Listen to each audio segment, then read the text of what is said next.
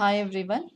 Now we are going to discuss about TB, that is tuberculosis, which is one of the type of airborne disease. TB is potentially a fatal contagious disease that can affect almost any part of the body, but mainly an infection of the lungs. It is mainly characterized by the formation of the tubercles, that is, round nodules or granulomas in lungs. And this TB word was derived from a Latin language. Tubercle means round nodule or swelling. Oasis means condition. The TB is an ancient disease which is common and deadly infectious disease caused by a bacteria called as Mycobacterium tuberculosis. This Mycobacterium tuberculosis is an obligate aerobe and was first isolated by Mr. Robert Koch in the year 1887. Hence, we call this bacteria as Koch bacillus 2. The Mycobacterium bovis also causes the tuberculosis in cattle and is may also be responsible of causing the bovine tuberculosis in humans. Mycobacterium tuberculosis, Mycobacterium africanum, Mycobacterium microti, and Mycobacterium bovis all causes the tuberculosis, which are the members of tuberculous species complex, which usually do not, but the main cause is the Mycobacterium tuberculosis. Coming to the morphology of this Mycobacterium tuberculi, the Mycobacterium tuberculosis or gram positive, they are going to be of very splendor and occurs singly or in pairs, or in sometimes they are going to be of a clumps also.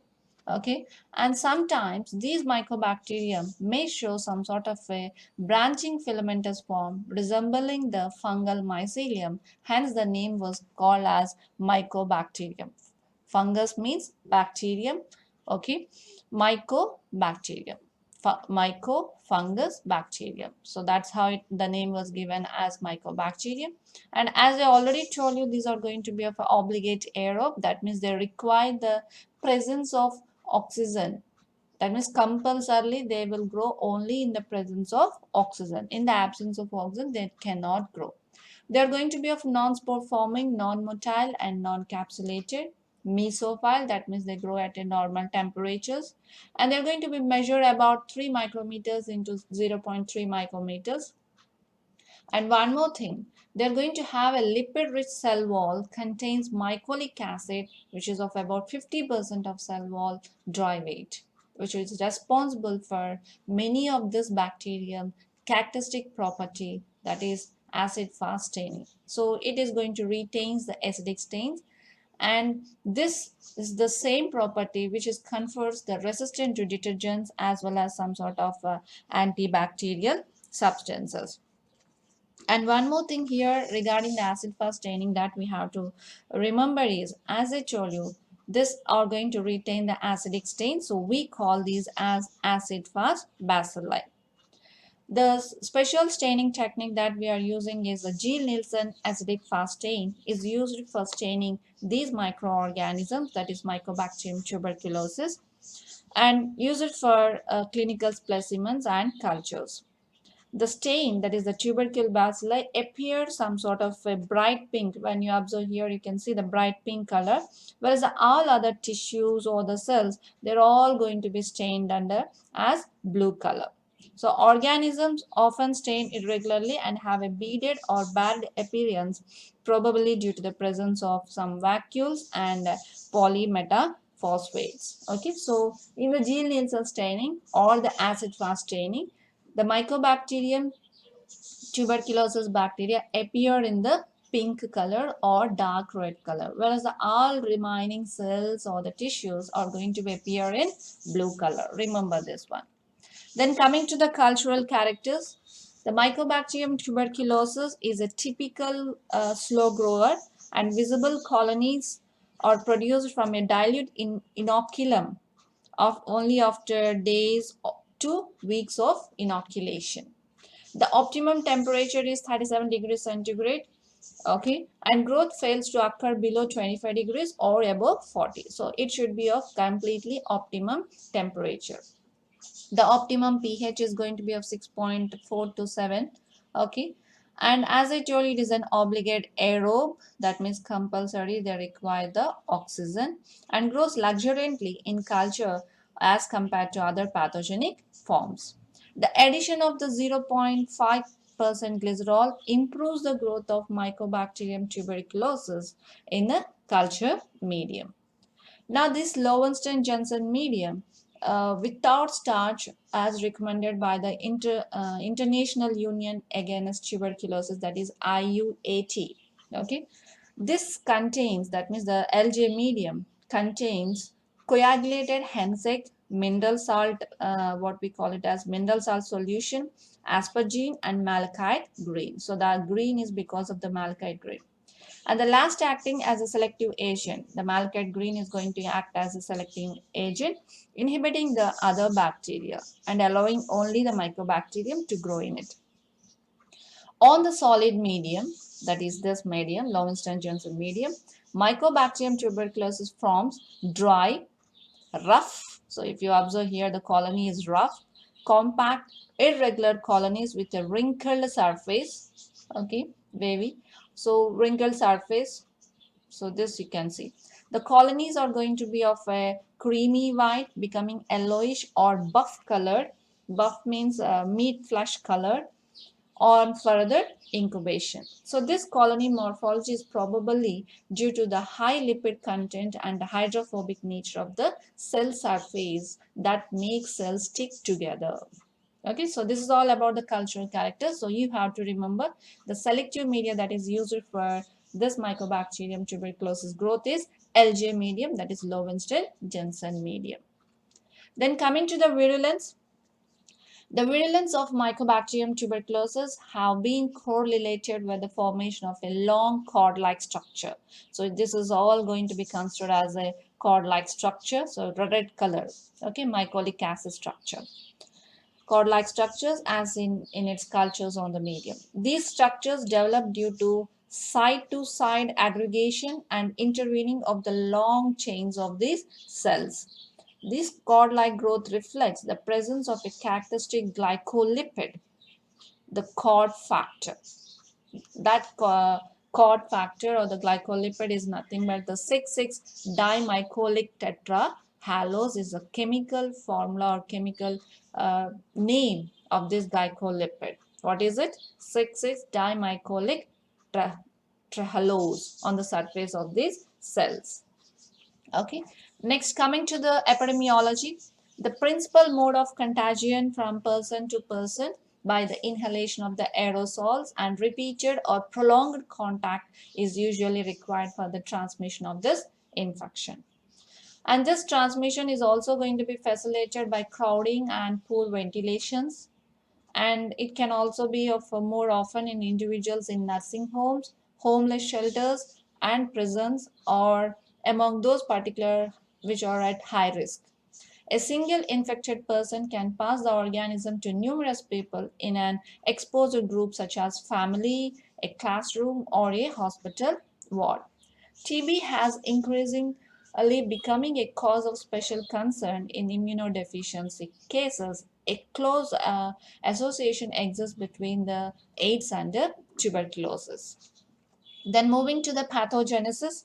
So here comes the pathogenesis, what we call the incubation period of this. Once it enters into the person, the incubation period is about of 4 to 12 weeks, and the disease develops slowly. The symptoms of TB I will tell you later. Okay, so after being inhaled, so once you are going to have the inhale, the mycobacterium reaches the lungs alveoli, that is transmitted through the airways to the alveoli, and there it is going to multiply in the pulmonary epithelium or in the macrophages. Then within 2 to 4 weeks, many bacilli are destroyed by the immune system, but some survive and spread by the blood to the extrapulmonary sites, that is kidney, cortex, bones, all those regions. The virulence of this Mycobacterium tuberculosis rests with its ability to survive and grow within the host cells. The organism produces no demonstrable toxin. So here the Mycobacterium is not going to produce any type of the toxin. The ability of the organism to grow even in immunologically activated macrophages and to remain viable in dormant form within the host for decades are the key to the unique character of this tuberculosis. That means they are going to live in the form of a dormant condition in these macrophages without showing any symptoms of the patients. Okay, so this is a basic pathogenesis. So depending upon the type of infection and the type of response that we are going to have, the TB can be classified as pulmonary tuberculosis or the extrapulmonary tuberculosis. So we are having the two types of classification of this TB as pulmonary tuberculosis and the extrapulmonary. The pulmonary tuberculosis can be seen as primary tuberculosis, secondary or post-primary tuberculosis. Let's see it. The primary tuberculosis or is of a pulmonary tuberculosis. Here, once in the lungs, the bacteria are going to be of phagocytized by macrophages, that is our macrophages, and a hypersensitive response forms a productive granulomatous lesions, which we call them as tubercules. Okay, tubercules or tubercules, and gives the disease its name. That's why we call it as tuberculosis. The disease is going to process usually stops at this stage but remains alive within the macrophages. In time, the tubercle may change to a cheesy-like consistency and is then called as a caseous lesion. If these lesions are going to be of calcified, they are going to be called as gone complexes, which are going to be of exudative lesions. Now, these gone focus with the enlarged lymph nodes that undergo calcification is known as Ranke complex. So remember all these names.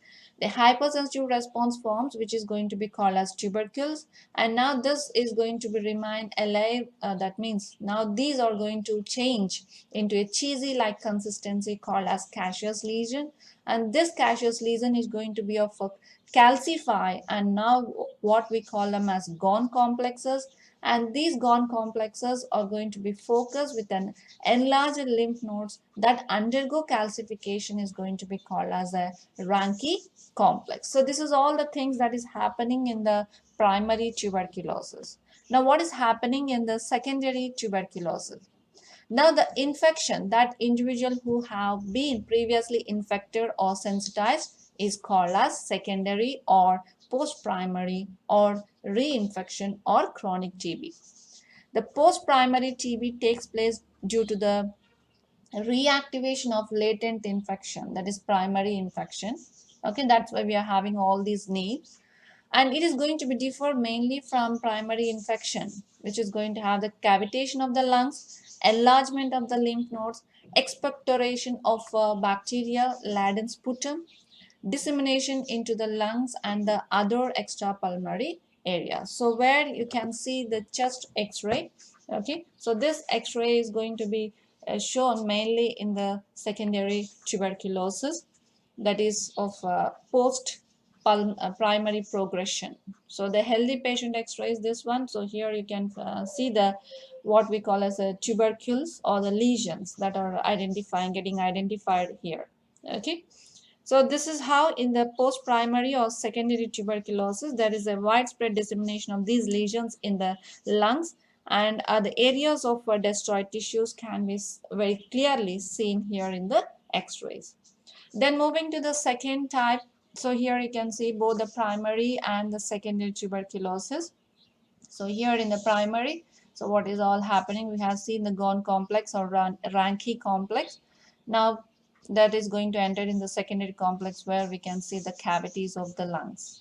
Okay, so the other type that we are going to see only in the 10% of the cases is the extrapulmonary tuberculosis, so where we call it as a miliary tuberculosis also. So what is happening in this miliary tuberculosis means sometimes these tubercules lesions break down, the caseous material and discharge, and a cavity is going to be created known as tuberculous cavity or tuberculous cavity. that can facilitate the spread of infection. Now, what is happening from this tuberculous cavity? The material or the bacteria is going to enter into our bloodstream and as well as the lymph, and from there it can reach the regional lymph nodes or various distant tissues such as liver, spleen and kidneys, bone, or even the meningitis. So this is how it is going to spread throughout the body. Once it is going to enter, it may cause the different types of the diseases called as meningitis or tuberculosis of the spine is even going to be called as pot disease. POTT, pot disease. In the extreme instances, active tuberculosis develops throughout the body, and a serious condition known as miliary tuberculosis or disseminated tuberculosis is going to occur. So this is what I have explained here. So you can see the same thing here. The TB of the spine is called as a POTS disease is a very important point for multiple choice questions you can remember. Okay, then coming to the symptoms of TB, as I told you, we are going to have a persistent cough and chest pain and coughing with the bloody sputum, shortness of breath, urine discoloration is going to occur, cloudy and reddish urine will come, fever with chills is going to be seen, fatigue, weight loss, and night sweats, and the loss of appetite. So if no appetite, obviously weight loss will occur and you are going to get the fatigue. So these are the few main symptoms of the tuberculosis.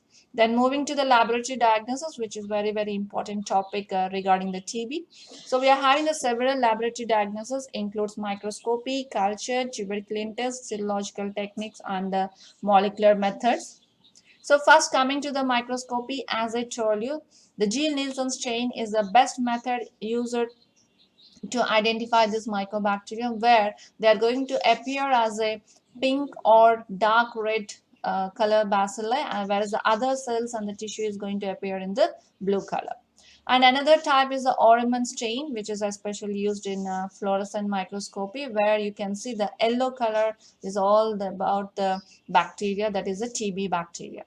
Then even the culturing method, if you are going to inoculate in the LJ medium, the selective medium, if the growth occurs, that is indicates the TB bacteria. Then coming to the tuberculin test, this tuberculin test is a very important technique in diagnosing of this TB, okay, which is also called as Montag's test or the Montag's tuberculin skin test or PPD. Now this text about this test, I have made another video. You can go through it in detail about this tuberculin test. So in this test, if the patient is going to be of having some sort of a wheal formation or induration formation after 48 to 72 hours, that is 1 to 3 days, and if that wheal is going to be of about 10 millimeters or more, it is going to be considered as positive. If it is going to be of 5 millimeters or less, it is going to be considered as negative. Then coming to the serological techniques, the serological techniques are not useful in diagnosis, though antibodies to many bacillary antigens have been demonstrated in patient serum. But nowadays, ELISA and latex examination tests are used to identify this TB disease. Then moving to the molecular methods, special identifications within a short time is as well as low sensitivity and high cost, and most useful for the rapid confirmation of this tuberculosis in person with AFB positive sputum. That is nucleic acid amplification methods like the PCR, that is polymerase chain reaction, amplifies a small portion of predetermined target region of Mycobacterium tuberculosis DNA. And the amplified method of Mycobacterium tuberculosis direct test utilizes the enzyme that rapidly makes copies of this bacteria, that is Mycobacterium tuberculosis bacteria, 16S ribosomal RNA, which can be easily detected by using the nucleic acid probe, that is by the amplification method or by this PCR, that is polymerase chain reaction method, we can diagnose this bacteria. Then moving to the prophylaxis, that is a prevention and control.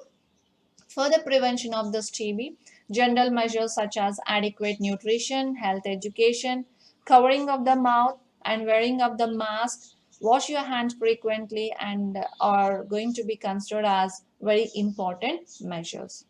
Then what is the immunoprophylaxis means?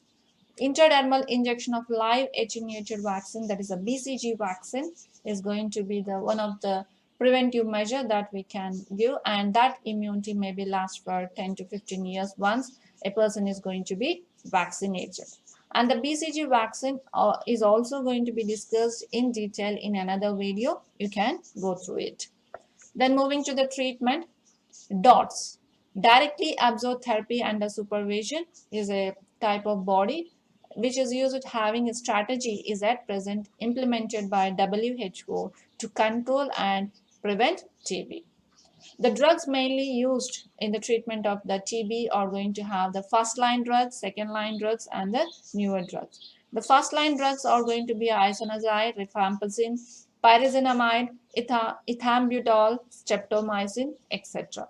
And the second line drugs are going to be of thioestrogene, PASA, ethionamide, cycloserine, kanamycin, ampicillin, and capreomycin. And newer drugs, that means newly developed drugs, are ciprofloxacin, ofloxacin, clarithromycin, azithromycin, and rifabutin. So these are all the different types of the drugs which were used in the treatment of tuberculosis disease. So this is all about the TB disease that we have discussed in detail, in which the pathogenesis is very important of having the types pulmonary tuberculosis and extrapulmonary tuberculosis. In the primary, we are having pulmonary, we are having the primary and the secondary. In the extrapulmonary means different. The other organs are going to be affected other than the lungs are all going to be of extrapulmonary tuberculosis. Okay, so I hope you understood well. Thank you.